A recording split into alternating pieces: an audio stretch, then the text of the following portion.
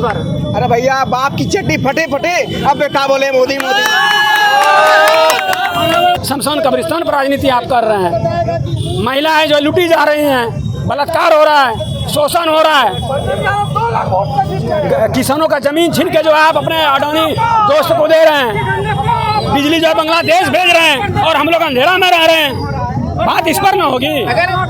तो अगर शादी लगेगा गरीब बेटी का तो वो जाएंगे अपना कार से आते हैं, मरकी में भोज जाइएगा तो बोलने काट दे दीजिएगा तो आते हैं। प्रदीप यादव भी जाते हैं और कोई सांसद नहीं जाता है। घर का जमीनी का पकड़ है उनका, घर घर लोग जानते हैं उनको।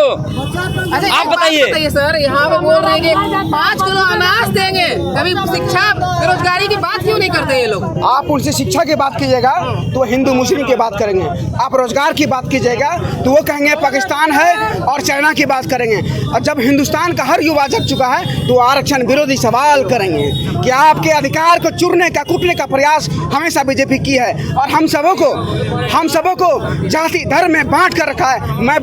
मैं जाति का ब्राह्मण हूँ और इस बार मैं हाथ छाप के साथ इसलिए हूँ क्योंकि इनके में एक चीज़ है, ये जाति से देश को बंटने नहीं दे रहे हैं। ये एक देश में एक ला रहे हैं। और यहाँ पर एक पूंजीपति की सरकार जो तैयार हो रही है, अडानी अंबानी लाखों करोड़ रुपया माफ़ कर देते हैं। 2200 करोड़ रुपया आप अडानी का माफ़ करते हैं और गरीब आदमी जब 50,000 रुपया लेता है आप उसके घर रोज आप पुलिस को भेजने का काम करते हैं। क्या है?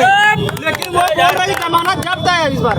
अरे भैया बाप की चड्डी फटे फटे, अब बेटा बोले मोदी मोदी।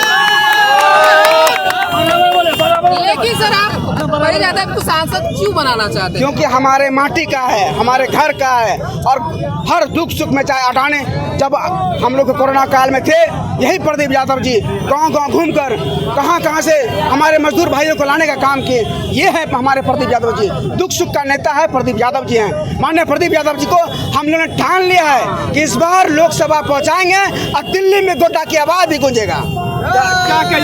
और पार्टी जब चुनाव जीतेगी तो इंडिया गठबंधन क्या करने जा रही है, वो घोषणा पत्र पर उनका ज़्यादा फोकस था, खासकर महिलाओं के लिए, नौजवान बेरोजगारों के लिए। देखिए मोदी जी शिक्षा के बारे में एक बार भी नहीं बोले, उसका मैनिफेस्टो में शिक्षा पर एक बार भी नहीं बोला। हमको आश्चर्य लगा, जबकि यहाँ पर 70 करोड़ युवा है, सबसे ज़्यादा युवाओं की संख्या हिंदुस्तान में है, लेकिन शिक्षा पर एक भी कहीं बता दे, मोदी जी बता दे कहीं भी शिक्षा पे बोले हैं एक भी? खाली शिक्षा शब्द बोल देते तो हम समझते हैं कि सही में वो शिक्षा एजुकेशन के प्रति उनका कोई ख्याल है मन में। ना बेरोजगारी के बारे में एक जगह भी नहीं बोले। तो यहाँ के सांसद कभी बोले? क्या यहाँ के सांसद कभी बोले शिक्षा? नहीं, कभी नहीं बोले, कभी नहीं बोले। ये सांसद तो जैसे कि मतलब लोग चारागाह समझ लिए, यहाँ के लोग को बेवकूफ़ समझ लिए हैं। वो तो मेट्रोपोलिस क्या कहते हैं, बड़े बड़े शहर के नेता हैं, उद्योगपति हैं, सेटर हैं। ये सिर्फ जायका लेते हैं, यहाँ के लोगों को मूर्ख समझते हैं। लेकिन इस बार इसको सबक सिखाएगी और जनता इसे गंगा पार करके बताएगी। यहाँ पे किसका अच्छा लगा भाषण आपको? नहीं, सबका भाषण अच्छा लगा। कल्पना मैम का भी भाषण अच्छा लगा। उन्होंने जो विजयी भव का आशीर्वाद दिया अंत में, और इस तरह से अपने प्रत्याशी बगल में खड़े होकर हाथ जोड़कर निवेदन किया, कम उम्र होने के बाद, छोटी बहन होने के बाद भी बड़े भाई के लिए इस तरह का आशीर्वाद जनता से मांगा कि वो दिल को छू गया। वो भावनात्मक लोग दिल में लेकर के जा रहे हैं। और निश्चित रूप से हमारा इंडिया गठबंधन गोड्डा जीत रही है और भारी मतों से जीत रही है। ये जो भीड़ और जनसैलाब आप देख रहे हैं, ये आने वाले दिल्ली की सरकार तय करने जा रही है कि गोड्डा से हमारा सांसद प्रदीप यादव बनने जा रहा है और सांसद में आवाज बुलंद करने के लिए तैयारी कर रहे हैं झारखंड का प्रदीप यादव। लेकिन सामने वाले 400 पार कर रहे हैं, सामने वाले वो 200 भी नहीं आ रहे हैं, 150 भी पहुंच जाए बीजेपी काफी है। पूरे देश की एक ही आवाज आ रही है, बीजेपी इस बार 100 के नीचे, 100 के गंगा पार, 100 के गंगा पार। गोड्डा सांसद निशिकांत दुबे को सुने सांसद को कोई मतलब नहीं है। सांसद को सिर्फ राम मंदिर चाहिए, हिंदू धर्म चाहिए। हिंदू धर्म से पेट भरिए, मंदिर से पेट भरिए, खाने के बारे में मत सोचिए, भगवान ही सब खाना पीना दे देंगे।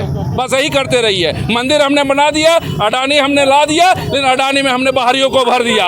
75% यहाँ का जो आरक्षण का जो प्रावधान है, हमारे प्रदीप यादव जी का कहना है कि स्थानीयों को नौकरी मिलेगा अडानी में 75%। और ये हमारा सांसद जब बन जाएंगे तो ये आवाज बुलंद होगा संसद में, और 75% हम लोग यहाँ पर सहारा के बारे में प्रदीप यादव बोल रहे हैं। सहारा का जो ये केंद्र सरकार की नीति में आनी चाहिए थी कि सहारा का पैसा कैसे पब्लिक को मिल पाए, गरीबों का पैसा है, लेकिन हमारे सांसद महोदय और केंद्र सरकार चुपचाप इसमें तमाशा बन करके कॉरपोरेट घरानों को मदद कर रहे हैं। हम लोग लगे हुए हैं। हमारे सांसद का ये वक्तव्य है कि जब मैं सांसद बनकर दिल्ली में पहुंचूंगा तो 1.5 महीना के भीतर हम सहारा का पैसा दिलवाने के लिए आप लोग के समक्ष उपस्थित होंगे।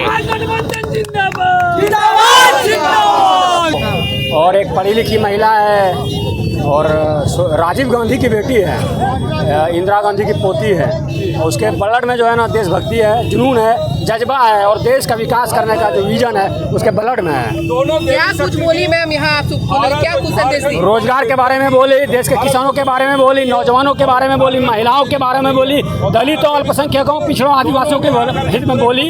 और जो त्राहिमाम हो रहा है देश में विगत 10 साल से और 15 साल से कोटा में जो सांसद यहाँ पर सांसद 420 यहाँ पर हैं, यहाँ से उखाड़ फेंकने का आह्वान उन्होंने किया है। और हम लोगों का पूर्ण समर्थन जो है प्रियंका गांधी जी को है, श्री प्रदीप यादव जी को है। और हम लोग इस बार जो है प्रचंड बहुमत से जो है ये कोटा में जो है प्रदीप यादव जी को जिताएंगे। अच्छा, कभी बीजेपी मैनिफेस्टो बेरोजगारी शिक्षा से कुछ संबंधित है?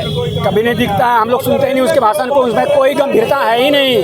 भाजपा के जितने नेता हैं उनके भाषण में कोई गंभीरता नहीं है और लोग उनको सीरियस लेते ही नहीं है। वो लोग क्या है, मटन, चिकन, मछली, मतलब क्या है। देश जो है रोजगार की बात कर रहा है, देश जो है शिक्षा की बात कर रहा है, देश जो है सुरक्षा की बात कर रहा है, देश जो है महिला अस्मिता की बात कर रहा है। और आप जो है मटन और मछली मटके हुए हैं, खाने पीने की चीज़ों पर आप राजनीति कर रहे हैं, शमशान कब्रिस्तान पर राजनीति आप कर रहे हैं। महिलाएं जो लूटी जा रही हैं, बलात्कार हो रहा है, शोषण हो रहा है, किसानों का जमीन छीन के जो है आप अपने अडानी दोस्त को दे रहे हैं, बिजली जो है बांग्लादेश भेज रहे हैं और हम लोग अंधेरा में रह रहे हैं। बात इस पर ना होगी। अगर परी यादव जी अगर आ जाते हैं तो क्या कुछ बदलाव होगा? 25% बिजली अडानी को देना पड़ेगा, झारखंड को, जो अभी वो चोरी कर रहा है बिजली यहाँ का 25% यहाँ को देना होगा।